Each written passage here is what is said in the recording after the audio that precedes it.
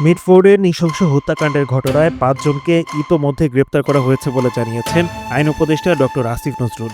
সামাজিক যোগাযোগ মাধ্যম ফেসবুকে এক স্ট্যাটাসের মাধ্যমে তিনি এই তথ্য নিশ্চিত করেন। পাশাপাশি ঘটনা তদন্তে পুলিশ সর্বোচ্চ গুরুত্ব দিয়ে তদন্ত শুরু করেছে বলে জানান তিনি। খুনিদের শাস্তি নিশ্চিত করতে দ্রুত বিচার ট্রাইব্যুনালে এই মামলা স্থানান্তর করা হবে বলে জানান উপদেষ্টা আসিফ নজরুল। স্ট্যাটাসে তিনি জানিয়েছেন, এই পাশবিক হত্যাকাণ্ডের দ্রুত বিচার করে দৃষ্টান্তমূলক শাস্তি দেওয়ার ব্যবস্থা গ্রহণ করা হবে। দায়ীদের বিরুদ্ধে মামলা দ্রুত বিচার ট্রাইব্যুনালে স্থানান্তর করা হবে। দ্রুত বিচার ট্রাইব্যুনাল আইন ২০০২ এর ধারা ১০-এর অধীনে দ্রুততম সময়ের মধ্যে বিচারের ব্যবস্থা করা হবে। এর আগে পুরান ঢাকার মিডফোর্ড হাসপাতালের সামনে এক ভাঙাড়ি ব্যবসায়ীকে প্রকাশ্যে মাথা থেতলে হত্যার ঘটনায় ৪ জনকে গ্রেপ্তারের তথ্য দিয়েছিল পুলিশ।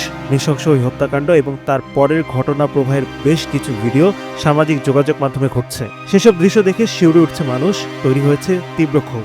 বিশ্লেষকরা মনে করছেন, অতীতের ঘটনাগুলোর বিচার না হওয়ায় একের পর এক এমন নৃশংসতা ঘটছে।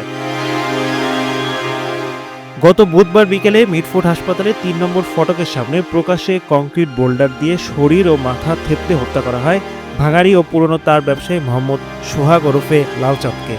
পুলিশ ও স্থানীয়রা বলছেন, ওই হত্যাকাণ্ডে যাদের অংশ নিতে দেখা গেছে এবং নেপথ্যে যাদের নাম আছে তারা সবাই পূর্ব পরিচিত।